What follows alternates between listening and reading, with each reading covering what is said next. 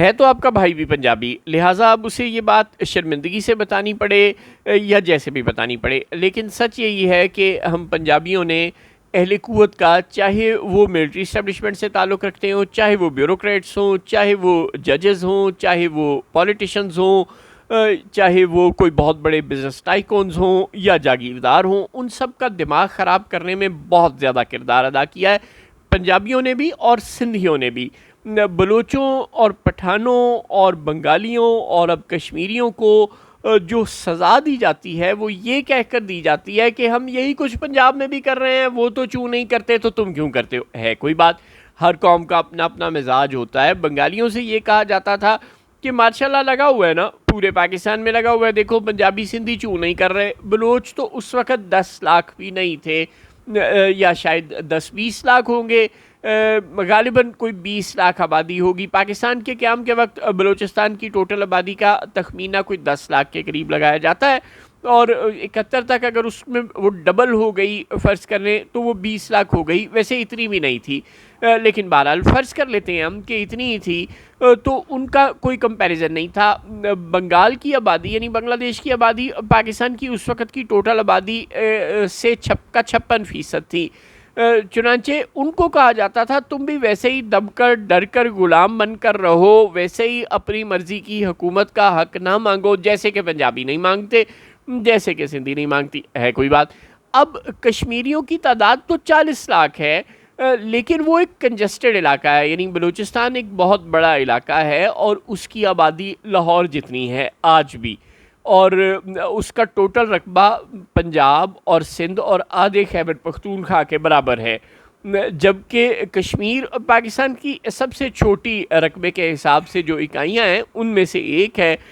بس گلگت بلتستان اور اسلام آباد یہ 2 چھوٹی اکائیاں ہیں، باقی پنجاب، سندھ، بلوچستان اور خیبر پختونخوا سب کے رقبے کشمیر سے بڑے نہیں ہیں، بہت بڑے ہیں۔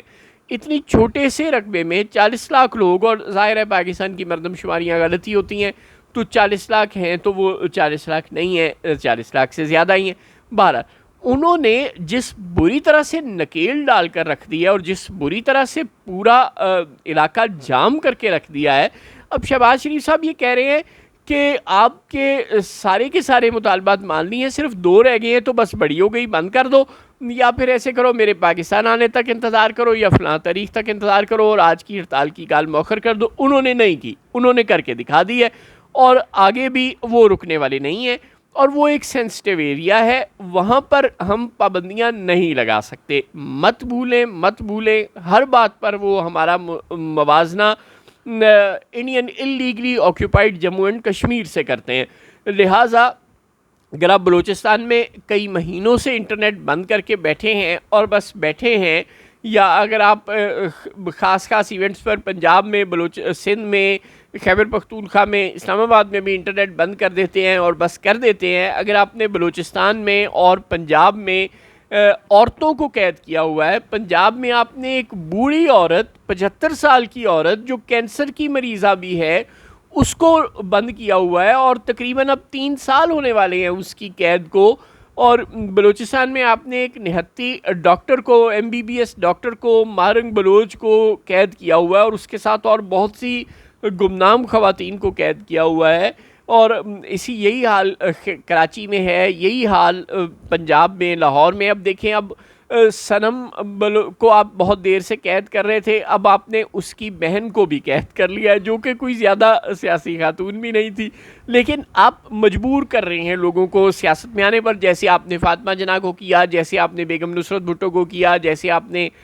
شہید بے نظیر بھٹو کو کیا، جیسے آپ نے اللہ گری کے رحمت کرے کلثوم نواز صاحبہ کو کیا، جیسے آپ نے اس وقت بھی قید بشرا بی بی کو کیا، جیسے آپ اس وقت صبح دوپہر شام علیمہ خانم اور عمران خان کی دیگر بہنوں کو مجبور کر رہے ہیں، جیسے آپ نے مریم نواز کو مجبور کیا کہ وہ سیاست جوائن کر لیں، میں نہیں، آپ اب بہت سی اور لوگوں کو بھی مجبور کر رہے ہیں کہ وہ فل سیاسی ہو جائیں۔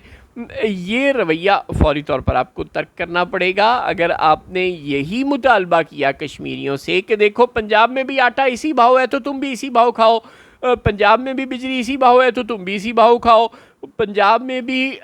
جو تمام کے تمام ججز ہیں، جو تمام کے تمام سیاستدان ہیں، جو وزیر ہیں، وہ اسی طرح پروٹوکول کے ساتھ گھومتے ہیں تو تمہارے بھی گھومیں گے، تو بھائی وہ یہ منظور کرنے والے نہیں۔ ہر قوم کا اپنا اپنا ڈی این اے ہوتا ہے، ہر قوم کے خون میں الگ الگ جراثیم ہوتے ہیں، ہر قوم کی جھکنے اور نہ جھکنے کی صلاحیت اور لمٹس اپنی اپنی ہوتی ہیں۔ دیکھیں میری بات سنیں، آپ نے پٹھانوں کے لطیفے سنے ہیں نا، آپ نے سرداروں کے لطیفے سنے ہیں نا، آپ نے شیخوں کے لطیفے سنے ہیں نا۔ یار ساری دنیا پاگل تو نہیں ہے کہ اس نے یہ لطیفے بنائے ہوں گے۔ اگر ساری دنیا سرداروں کو تھوڑا سا کھسکا ہوا کہتی ہے، یہ کہتی ہے کہ پٹھانوں کا میٹر گھوما ہوا ہوتا ہے، یہ کہتی ہے کہ شیخ کنجوس ہوتے ہیں، تو کہیں نہ کہیں کوئی نہ کوئی سچائی تو اس میں ہوگی نا۔ کہیں نہ کہیں ارائیوں کے متعلق، جٹوں کے متعلق، ہر قوم سے متعلق بہت سے لطیفے مشہور ہیں۔ اب ان لطیفوں میں اگر یہ نسل در نسل چل رہے ہیں، سروائیو کر رہے ہیں، تو کہیں نہ کہیں کوئی نہ کوئی سچائی ان میں ہوگی۔ لہٰذا ہر قوم کا اپنا اپنا ڈی این اے ہوتا ہے۔ اگر پنجابی بزدل ہے، اگر سندھی بزدل ہے، تو مان لیں یہ بات کہ پٹھان، بلوچ اور کشمیری بزدل نہیں ہیں، اور ان کی برداشت کی اپنی اپنی لمٹس ہیں، اور یہ لمٹ ہمیں بنگالیوں نے آج سے بہت سال پہلے ایکسرسائز کر کے دکھا دی تھی۔ اب اور کتنوں سے یہ لمٹ ایکسرسائز کروانی ہے؟ بند کر دیں، آپ کی مہربانی، باز آ جائیں۔ کشمیر، آزاد جموں کشمیر کا ہر بات میں موازنہ Indian legally occupied Jammu and Kashmir سے ہوتا ہے، اس لیے وہاں پر انٹرنیٹ کی پابندی بند کر دیں، وہاں پر یہ بجلی گیس کے ظالمانہ نرخ بند کر دیں، وہاں کے وزیروں مشیروں کا اسی طرح پروٹوکول لینا بند کر دیں جیسے پورے پاکستان میں ہے، اور وہ جو مطالبات کہہ رہے ہیں، دیکھیں کتنے جائز ترین اور معصوم ترین مطالبات ہیں کہ یار 8 مہینے سال کے ہمارے بہت سے لوگ ملک کے دیگر حصوں سے کٹ جاتے ہیں، تو ان کو سڑکیں بنا کر دو جن میں ٹنلز چاہیے۔ وہ ٹنلز کے بغیر ظاہر ہے پہاڑی علاقہ ہے، سڑکیں نہیں بن سکتی، لہٰذا وہ ٹنلز نہ ہونے کی وجہ سے پہاڑوں پر برف پڑتی ہے، اور کشمیر کا ایک بڑا حصہ 8 مہینے پورے ملک سے کٹا رہتا ہے۔ وہ کہہ رہے ہیں کہ یہاں کچھ 4-5 تو ان کے مطالبات صرف یہ ہے کہ ٹنلز بنا کر دے دو، سڑکیں بنا دو۔ یار پنجاب میں صبح دوپہر شام سڑکیں بناتے ہو، کشمیر میں 4 سڑکیں نہیں بنا سکتے ہو؟ کوئی شرم ہوتی ہے، کوئی حیا ہوتی ہے؟ آپ کی مہربانی، یہ نہایت معصوم مطالبات ہیں، یہ ان کا حق ہے، اور یہ کہہ کر انہیں حق دینے سے انکار کرنا کہ چونکہ پنجابیوں کو ہم نے حق نہیں دیے اور وہ متی بن کر زندگی گزار رہے ہیں، چونکہ سندھیوں کو ہم نے حق نہیں دیے اور وہ متی بن کر زندگی گزار رہے ہیں، تو تم حق کیوں مانگتے ہو؟ یہ عجیب و غریب مطالبہ ہے، اور ہم آج تک اس بات پر حیران ہوتے ہیں کہ جناب دیکھیں بنگالیوں کو بھی وہی اب پیسوں میں شیئر ملتا تھا، وہی سب کچھ ملتا تھا، پنجابیوں کو بھی ملتا تھا، سندھیوں کو بھی ملتا تھا، پتہ نہیں بنگالی ہم سے ناراض کیوں تھے، وہ خام خواہ ناراض تھے۔ او بھائی، آپ نے ان سے حق حکمرانی چھینا ہوا تھا، آپ نے ان سے حق حکمرانی چھینا، آپ نے پاکستان بننے کے بعد 25 سال الیکشن نہیں کروایا، وہ لڑ پڑے۔ ان کو لگتا تھا کہ ڈیموکریسی ان کے ڈی این اے میں ہے، ان کا بیسک رائٹ ہے، ان کو اپنی مرضی سے ووٹ دے کر حکمران چننے کی اجازت ہونی چاہیے، اور دیکھیے انہوں نے وہ حق چھینا، اور تب نہیں چھینا،